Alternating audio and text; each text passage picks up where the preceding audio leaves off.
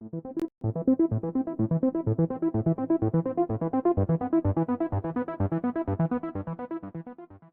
de commencer la vidéo, je vous inviterai à vous abonner à ma chaîne ou encore de laisser un petit like. C'est toujours agréable lorsqu'on sait que le travail qu'on fait est apprécié. Merci. Bonjour à tous. Il y a un événement assez particulier qui vient de se produire. C'est la Croix de la mort qu'on appelle. Ça se trouve être le croisement des moyennes mobiles 50 et 200 jours. Et la raison pour laquelle c'est très, très important, c'est un signal d'un marché baissier. Et lorsqu'on voit la Croix de la mort, on peut penser que la game est over et que tout est fini. C'est pas le cas nécessairement, parce qu'on a vu dans le passé que lorsque ce signal arrive, là, que le croisement de moyenne mobile 50-200, ben, il peut avoir un revirement. On peut avoir eu un creux qui s'est bâti. Dans cette situation particulière où on est, là, où il y a beaucoup, beaucoup de tensions politiques sur la planète, avec les politiques de Trump sur les tarifs. Euh, Ça semble pas être le cas. On va voir ça en détail avec les graphiques. Essayez de pas trop interpréter nos sentiments parce que en ce moment, ça vient d'arriver, là, l'événement, mais on voit très, très bien que le marché avait déjà commencé à baisser. Non, c'est pas l'événement lui-même qui est important, c'est la perception de l'événement. Il y a beaucoup de personnes qui voient ça, puis là, ils disent que le marché va s'écrouler. En tout cas, sur l'événement lui-même, là, croisement des moyennes mobiles 50-200, c'est pas nécessairement dans une situation là, où ce qu'on va voir là, dans le passé, c'est pas nécessairement un avertissement que tout est terminé, mais dans ce cas-ci, aujourd'hui, là, ce qu'on vit là, dans le contexte actuel, ça semble être vraiment le début. C'est déjà débuté, là, le marché baissier. Et puis, on a en contrepartie de ça, là, une situation assez particulière, des éléments qui nous font penser qu'on s'en va en décrochage assez important. Ça se trouve être le prix du dollar américain qui ne fait que descendre. Et là, on a eu une cassure là, qui se poursuit vers la baisse. Et il y a l'or aussi, bien entendu, qui vient d'atteindre un nouveau sommet ce matin, 3400 $ l'once. Et ça monte d'une manière presque verticale. Je me dis qu'il va y avoir une correction très bientôt. Mais non, ça se produit pas encore. Donc, l'argent, le mouvement de l'argent est à la veille. Là. Je le vois, là. Peut-être vous allez me dire, on dit ça tout le temps, là, mais c'est à la veille, ça semble être ça. On va voir. C'est pas moi qui bosse, ça. Le marché a toujours raison, donc il faut regarder le marché comme c'est un paquet. Le marché, dans le fond, surtout les grands fonds de pension, les grands investisseurs. C'est eux qui guident le marché. Nous, les petits, on essaye de voir là-dedans où est-ce qu'on peut se positionner pour faire des profits. C'est de même que ça fonctionne. Donc, on se croit pas des génies lorsqu'on affronte le marché. Le marché a toujours raison. Donc, souvent j'ai entendu cette réflexion-là. Le marché monte, mais pas pour les bonnes raisons. Le marché en a rien à foutre de ce que vous pensez, de ce que je pense. Donc, le marché monte parce qu'il monte. Et s'il descend, il devrait pas descendre parce que les fondamentaux sont bons. Le marché en a rien à foutre de vous, de ce que vous pensez. Donc, il faut s'enligner avec les tendances quand que ça monte et quand que ça baisse. Et là, on est comme sur une glace très, très, très fine en ce moment. Et pour moi, j'étais encore dans les minières, là, minières d'or et d'argent, parce que je pense que c'est la seule endroit en ce moment où c'est presque sécure. Mais si on a un crash, si ça arrive très, très rapidement, je pense que ça va emporter le tout. Mais par contre, sur l'or, ce qui est arrivé en 2009, là, avec le crash, là, on a eu un mouvement là, qui a suivi, mais pas très, très long. Donc, c'est ce qui pourrait arriver parce que le mouvement de l'or est spectaculaire, là, ça monte d'une manière verticale. Donc, le mouvement de l'argent, habituellement, c'est toujours arrivé comme ça, comme je vous avais dit, même dans ma dernière vidéo, puis je vous en ai parlé souvent. Le mouvement de l'argent suit toujours le mouvement de l'or, mais en retard. Donc, c'est là, lorsqu'on a une confiance. Puis il va y avoir un élément déclencheur pour le mouvement de l'argent. En ce moment, c'est sûr que l'argent aussi est industriel. On utilise l'argent métal pour l'industrie, là, des conducteurs, du solaire, des nouvelles technologies. Donc, il y a cet aspect-là. Si tout on va dire, s'écroule ou une perte de confiance au marché, ben, le système emporte aussi le métal-argent, même pour un temps, parce que le métal-argent aussi est un métal précieux là, qu'on on achète des lingots. Moi, j'en ai des lingots. Je vais continuer probablement d'en acheter, mais là, j'en ai acheté, j'ai acheté des pièces, ça fait pas très très longtemps. Mais là, pour l'instant, je pense que c'est je pense que je vais me racheter un autre lingot très, très bientôt. Puis après ça, là, j'attends avant que le mouvement explose. Là. En tout cas, c'est ce que je pense. Faites ce que vous voulez. Donc, pour justement constater qu'est-ce que c'est dans un temps, dans un premier temps, parce qu'on va aller voir, c'est un peu là-dessus que je veux parler, là, sur la fameuse la Croix de la Mort, là. C'est suite à un article que j'ai vu ça, là, mais ça m'a intéressé, là, je l'ai placé sur mon site Bourse Technique, mais c'est aussi l'aspect psychologique de ça. Lorsqu'on voit ça déjà dans un contexte de la confiance des consommateurs est en baisse, la confiance des entreprises est en baisse aussi, dû au fait, on sait, des tarifs de Trump. Donc, dans un contexte comme ça, en plus de l'amplification des médias qui parlent de ça, ben on est dans un contexte de peur, de crainte. Souvent, ce qui est arrivé dans le passé, ben, on a eu des revirements, mais là, je serais surpris. Mais en tout cas, on va aller voir ça. Dans un premier temps, on va aller voir justement la croix de la mort. Là. Je vais le placer comme ça pour vous donner une idée. Dans le fond, là, c'est un la croix de la mort, c'est pas compliqué, là. Vous le savez probablement, mais ceux qui ne le savent pas, je vais vous le dire. Ça se trouve être un graphique quotidien les moyennes mobiles 200 et 50. C'est les moyennes mobiles qui sont les plus utilisées par les grands fonds de pension. Là. Lorsqu'on voit qu'une moyenne mobile, vous voyez les croisements tout simplement, c'est simple, simple comme ça. Lorsqu'on voit le croisement d'une moyenne mobile à la hausse, on embarque. Lorsqu'on voit que c'est croise de même à la baisse, on débarque. C'est comme ça que ça se fait. C'est pas plus compliqué que ça. Et ce qu'on vient de vivre, ça se trouve être un croisement de moyenne mobile à la baisse. Mais ici, ce qu'on vit là, les derniers jours, là, ça se trouve être ça, là, une débarque qui est arrivée très, très, très raide, un rebond, et là, on a monté, mais en ce moment, on est en train de redescendre. Et souvent, dans les marchés baissiers, on peut le constater. Je vais aller voir tout à l'heure un graphique hebdomadaire, peut-être pour qu'on voit plus clair. J'ai mis d'autres moyennes mobiles, mais qui représentent les 50 et 200. Ça va vous donner une bonne idée. Donc, on est ici là, en ce moment. Ça semble, on semble, ici, on a eu un petit rebond, on a creusé plus creux. Ici, on a eu un rebond assez impressionnant, mais là, on semble revouloir creuser. Donc, est-ce qu'on va aller tester le creux ici? C'est très, très, très probable parce qu'au niveau des autres oscillateurs qu'on a, le RSI, MAC, ça se trouve aussi, RSI et MAC, c'est des oscillateurs qui nous aident à voir le contexte. Là. Donc, c'est ça. C'est l'événement qu'on vient de vivre ici, la croix de la mort. Puis faut vous dire là, que vous n'êtes pas les seuls à voir la croix de la mort. Tout le monde qui s'intéresse au marché boursier, tous les fonds de pension, tout ce que vous voulez là, qui s'intéresse au marché, voit la même chose que vous. Et dans certains contextes, euh, on a vu des croix de la mort qui ont échoué. Ben, à la COVID ici, là, on avait eu la croix de la mort, mais il y a eu un rebond assez spectaculaire. 2022, par contre, la croix de la mort, oh, ça a fonctionné. Regardez, on a eu un marché baissier pendant presque un an, là, 2022, et après on a reviré à la hausse tranquillement. Les croix de la mort qui ont échoué, on a ici, on a eu un échec de la croix de la mort. C'était à la baisse et on a eu un revirement. Donc, c'est souvent la croix de la mort, c'est pas garant là, que tout est terminé. Mais dans différents contextes, par exemple en 2008, là, 2007, on avait eu déjà un avertissement. Croix de la mort ici, 2008. Ensuite, un rebond.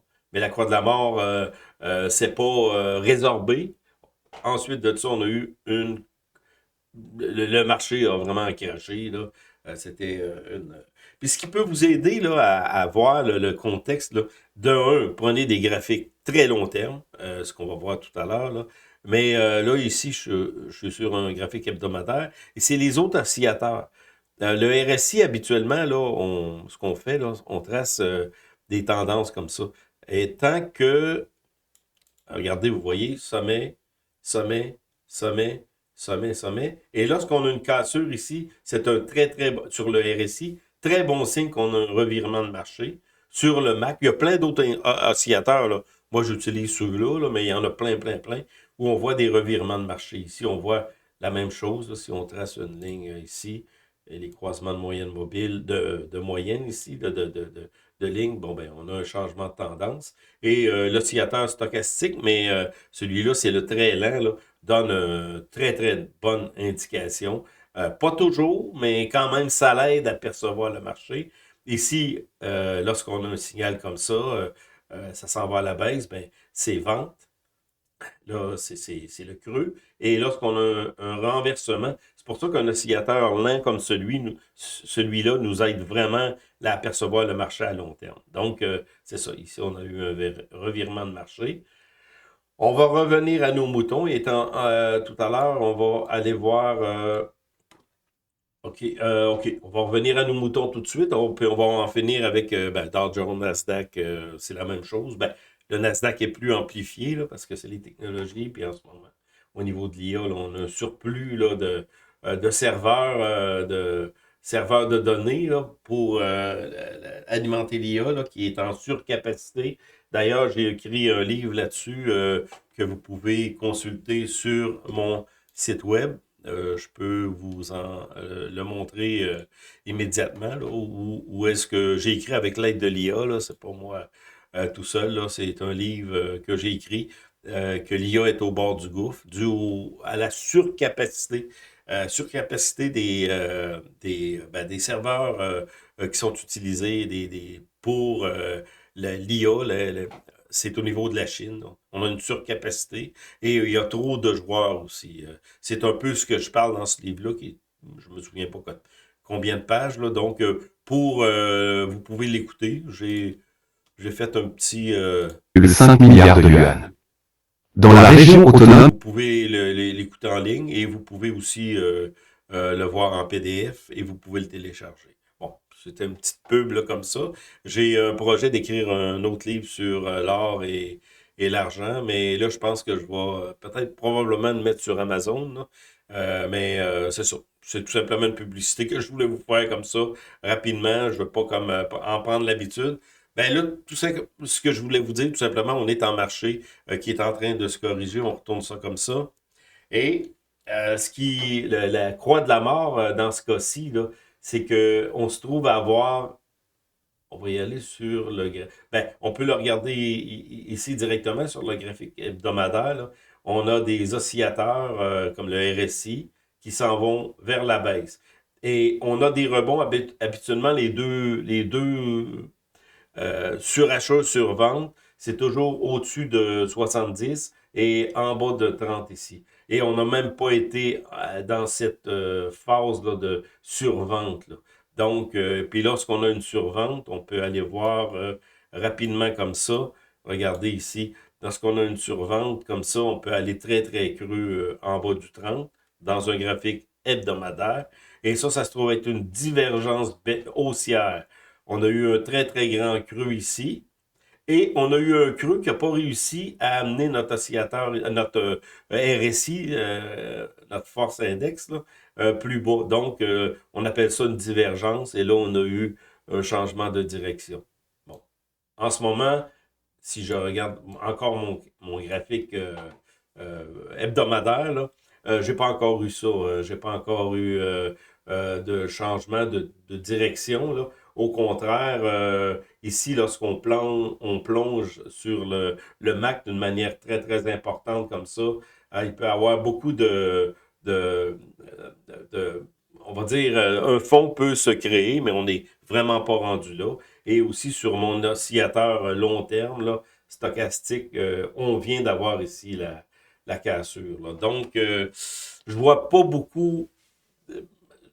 Tout peut arriver, là, mais en ce moment, c'est pas ce que les graphiques montrent. Si on regarde simplement du niveau technique, là, ça se trouve être le graphique mensuel. Là. Donc, c'est la même chose au niveau des oscillateurs RSI.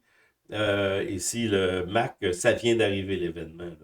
J'ai mis le MAC, je n'ai pas mis le stochastique slow là-dessus. Mais donc, la croix de la mort, ici, c'est à peu près ce que ça représente. Là. Encore, ce que je fais lorsque je prends un graphique mensuel ou hebdomadaire, j'ajuste mes moyennes mobiles pour simuler une moyenne mobile 50-200 sur un graphique quotidien. Vous comprenez le principe. Donc, on vient d'arriver à cette fameuse croix de la mort. Donc, on s'en va. En tout cas, il n'y a pas rien qui m'indique qu'on aurait un changement dans le bientôt, là. Je dis tout peut arriver, mais oui, ça pourrait arriver que les gouvernements, surtout ce qui se passe aux États-Unis, là, parce que vous n'avez probablement entendu parler. Si vous n'avez pas entendu parler, je vous le dis, c'est que Powell, lui, a dit qu'il n'interviendrait pas pour soutenir les marchés, mais Trump aime vraiment, vraiment pas ça. Donc, Trump et Powell, il y a une petite guerre en ce moment qui se passe, là. Parce que Trump, dans un premier temps, peut-être veut faire cracher les marchés, mais c'est pas ça, c'est au niveau des taux d'intérêt. Et lorsqu'on l'a vu dans le passé, lorsque les taux d'intérêt, j'avais fait une vidéo là-dessus, d'ailleurs, c'est assez facile à voir. Lorsque les taux d'intérêt entament une baisse, c'est très, très rare. On n'a pas vu dans le passé depuis 2000, là, où les taux d'intérêt ont changé de direction. Donc, là, ce qui est arrivé, les taux d'intérêt ont commencé à baisser. Là, je pense que je ne l'ai pas ici. Taux d'intérêt qui ont commencé à baisser. Je pense que je vais aller vous le montrer. Ça vaut la peine. On avait eu une première baisse, mais toutes les fois que c'est arrivé, depuis 2000, là, je n'ai pas fait l'étude plus longue que ça, là, mais lorsque les taux d'intérêt commencent à baisser, habituellement, on a une prolongation de cette baisse et puis jusqu'à un changement. Ben, moi, ce que je pense, c'est qu'il peut arriver une panique et là, les banques centrales, Banque du Canada qui étaient des suiveux, vont entamer le même mouvement. Donc, là, en ce moment, on peut aller voir les taux d'intérêt. J'ai 5 ans ici, je vais y aller très, très long terme. Monte. OK, on va aller le voir comme ça. Si je peux trouver... j'ai pas le... Malheureusement, j'ai pas le... C'est pas grave, là, c'est pas... Inflation, ça, c'est pas ça. Non. Donc, ben, je vais vous, je vais vous épargner d'aller ben, le 2 ans, le 5 ans. Toutes les fois qu'on a eu un changement de cette valeur, j'ai pas le taux directeur, mais je veux pas aussi prendre de temps pour aller vous le montrer. Toutes les fois qu'on a eu du changement dans le taux directeur, ben, le mouvement qu'il a fait, écoutez, excusez, j'avais pas prévu de vous montrer ça comme ça. Le mouvement a poursuivi sa baisse. Et en continuant à vous parler, je vais vous le montrer, là. Je pense que ça vaut vraiment la peine. Lorsqu'on a eu ce mouvement-là qui a commencé à baisser de la part des banques centrales, ben, habituellement, ben, le mouvement poursuit une baisse jusqu'à ce qu'il y ait tout le monde panique. Et lorsque c'est la panique générale, les taux descendent plus bas que ce qu'on avait prévu. Et en ce moment, on a comme prévision, là, je vais aller vous montrer ça ici. En fait, le fond, c'est ça ici. Et, bon, c'est exactement ça. C'est assez important, je vais vous le mettre monte, puis on va y aller comme ça. Toutes les fois qu'on a eu un début de baisse des taux d'intérêt depuis ben, les années 80 même, là, on a eu une récession qui a suivi. J'avais fait l'étude de 2000, là, ben 90 peut-être, là, mais c'est surtout vers 2000, là, on le voit très très bien. Avant le crash de l'an 2000, il y avait eu une hausse ici et on a commencé à baisser les taux d'intérêt et le mouvement a suivi. C'est la même chose qui est arrivé 2000, c'est 2007 qu'on a commencé à baisser les taux d'intérêt et les taux d'intérêt ont continué à descendre jusqu'à atteindre un plateau. 2019-2020, avant la COVID, on avait eu la crise des repos. Donc, on avait commencé à baisser les taux d'intérêt et on a eu une suivi d'un plateau, comme vous le savez. Et là, en ce moment, on a commencé à baisser les taux d'intérêt en 2024. Donc, moi, ce que je présume, c'est que le mouvement va se poursuivre. Donc, c'est ça. C'était au niveau des taux d'intérêt. Et maintenant, on va aller voir, pour terminer, c'est pour ça que je vous dis, le marché est très, très fragile en ce moment. Moi, pour moi, Je me dis, il faut rester éloigné du marché en ce moment, voir ce qui va arriver. Là, les futurs aujourd'hui sont... Ben, on est lundi, je vais poster ma vidéo mardi, mais les futurs, on va dire, si on est mardi, ben c'est hier, là, les futurs est en forte baisse. Je sais pas ce qui va arriver d'ici à la fin de la journée. Mais donc, il y a une précarité sur le marché, puis c'est comprenable à cause des tarifs de Trump, puis aussi à cause de, pas simplement les tarifs, c'est la confiance des consommateurs, ben, c'est dû aux tarifs, mais une perte de confiance à tous les niveaux, là. Et puis, c'est normal, on a des phases euphoriques dans les marchés, et ensuite, on a des phases de grande détresse psychologique, de peur intense, et on est rendu là. Donc, au niveau de l'or, parce qu'il faut aller voir ça, c'est quand même euh, une montée très, très, très spectaculaire. Et regardez où est-ce qu'on en est. On a les croix de la mort. On n'a pas grand croix. On a eu ici une croix de la mort, là. Ça, c'est en 2013 et on a eu un long, long, long plateau ici où il s'est rien fait. 2019-20, dans le temps de la COVID, regardez comment que ça a monté. Donc, dans des temps de crise, l'or devient un investissement important. On dit investissement, c'est plus les minières d'or qui sont un investissement. L'or lui-même, c'est une valeur, là, comparé au dollar américain, c'est une valeur qui est stable, qui est éternelle. L'or et l'argent aussi. On entend ça dans l'Antiquité, on parlait toujours d'or et d'argent, du cuivre aussi, mais plus l'or et l'argent comme pièce de monnaie. Donc, on est là encore avec cette mentalité-là qu'on puisse dire que l'or, dans le fond, c'est rien, la dette, c'est tout. La dette américaine en ce moment, 35 000 milliards, donc je sais pas ce qui va arriver. Et avec le BRIC qui commence à se délivrer des devises américaines, les Chinois, les Russes, le Brésil aussi, je pense, en tout cas, le BRIC, là. Donc, qu'est-ce qui va arriver, je ne sais pas, mais simplement pour vous dire que l'or reprend vraiment du galon. Et on a dit que le 3500 $, ça va être atteint très bientôt et c'est ce qui arrive. Mais là, on est comme en surachat. Faut le préciser, là. Je vais mettre mon écran comme ça en surachat. Et le mouvement de l'argent, comme je vous dis, on n'est pas encore sorti du bois, mais il y a une résistance ici, là. Avec une euphorie, là, bon, on pourrait percer cette fameuse résistance ici, là. Donc là, ça pourrait nous amener l'argent enfin à dépasser le 50 $ ici. Moi, je pense, j'y crois vraiment, là. Puis c'est pas difficile à voir, là, dans l'histoire. Peut-être ici, regardez, 80. Ce qui est arrivé, le mouvement de l'or avait précédé celui de l'argent. Mais lorsque l'argent a explosé en 1980, ben là, vous avez vu vraiment là, une euphorie. Là. Puis ça, il y avait deux frères qui avaient acheté beaucoup, beaucoup d'argent. Je comprends que c'est un contexte particulier, mais quand même, lorsque l'euphorie se produit, ça monte très, très, très rapidement. Et puis, c'est là qui... Puis, je sais pas jusqu'à où est-ce qu'on va avoir notre montée cette fois-ci. Là. On a eu d'autres pics, là, mais rapides.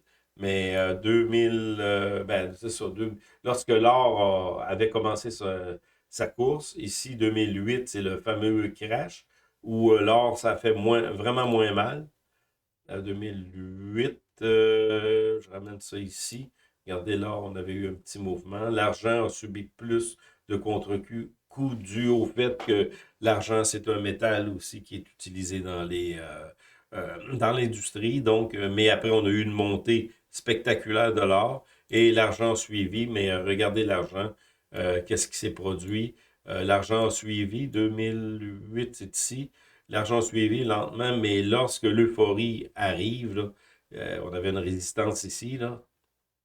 On avait une résistance comme ça. Lorsque l'euphorie arrive, là, ça va vite. Ben, ça, c'est des mois, là. Oui, en mois. 1, 2, 3, 4, 5, 6, 7, 8 mois de montée fabuleuse qui nous a apporté un prix de l'argent de 50 $. Et là, on est en résistance ici. Un peu semblable si on regarde là, les mouvements, là, le creux ici, là, qui serait peut-être comparable au creux ici. On va voir. Mais là, la résistance, là, on l'a dépassé ici, celle-là ici, là. Donc, d'après moi, là, ça pourrait nous amener un prix de l'argent assez élevé. Donc, c'est ça, la vidéo aujourd'hui, c'était pour vous parler justement de cette fameuse croix de la mort, là, comparativement au prix de l'argent, là, qui confirme que dans le fond, la croix de la mort qu'on vit en ce moment là, sur les bourses, là, c'est-à-dire la moyenne mobile 50 qui croise la 200 à la baisse, c'est pas simplement, moi je crois ça, là, que c'est pas simplement un rebond qui va suivre, mais je pense qu'on va connaître peut-être une année 2025 comme en 2022 en marché baissier, ou peut-être pire, un crash ou une dégradation rapide, sans que ce soit un crash brusque, une dégradation rapide des marchés qui pourrait nous conduire à un nouveau creux. C'est difficile de dire où est-ce que le creux pourrait être euh, visible là, sur les graphiques. Cependant, on va partir ça comme ça. Cependant, un creux habituellement sur un graphique très très long terme est quand même, on va dire, facile à percevoir. Là, on est capable de voir les revirements en nous aidant techniquement uniquement. Parce qu'au niveau des nouvelles, là, vous allez entendre toutes sortes de choses. Là. C'est la même chose qui est arrivée en 2009. Là. Lorsque vous voyez les creux comme ça, là, que vous êtes rendu ici et vous voyez le revirement, tracer encore ma petite ligne ici technique, là, sur un graphique mensuel, ce fois-ci, qu'on a le revirement ici dans le creux, là, il n'y a plus personne qui croit à la bourse, tout le monde sont découragés, en ont marre d'avoir perdu beaucoup d'argent et c'est là que les revirements arrivent. Donc, est-ce qu'on va vivre ça? Est-ce qu'on va vivre tout simplement comme ce qui est arrivé en 2016, lorsque Trump est arrivé, là, et puis la fameuse croix de la mort a reviré? Tout, tout peut arriver, tout peut arriver, là. J'ai pas j'ai pas le loisir de vous dire, il va arriver ça, puis ça. Non, j'ose pas aller là. Tout simplement, ce que je dis, c'est que on est dans une situation très dangereuse, très particulière. Il faut être, en tout cas, éloigné des marchés ou minière hors argent, ETF hors argent, jusqu'à ce que la tension diminue, mais on n'a aucune idée où est-ce que ça peut nous conduire. Donc, il faut être prudent. Prudent dans le sens que avoir du cash aussi, gardez-vous du cash. Si vous avez, je parle dans vos comptes, là, et puis aussi au niveau du contexte là, actuel où l'élection canadienne, le résultat s'en vient très très bientôt. Il va probablement avoir de la négociation avec Carney. C'est pas parce que je veux que Carney gagne, là, mais ça s'en va à ça. J'espère que je me trompe royalement. C'est ce que je dis souvent à mes enfants, à mon épouse. J'espère me tromper, mais je regarde les statistiques. Et peut-être qu'il ne remportera pas aussi fort que ce que les médias, là, et les- en tout cas, les maisons de sondage, qui il y en a beaucoup qui sont vendues, là, nous rapportent. Là. Mais en tout cas, on va voir ça, on va voir la suite. Là. Mais c'est des temps qui sont assez précaires. Là. Je veux dire, c'est une situation très, très délicate qu'on vit, puis il faut être prudent. Et c'est ça. Je vais essayer de refaire une autre vidéo la semaine prochaine. Je travaille cette semaine. Celle-là va être sortie mardi. Donc, nous sommes mardi. Et on se revoit très bientôt pour de nouvelles vidéos.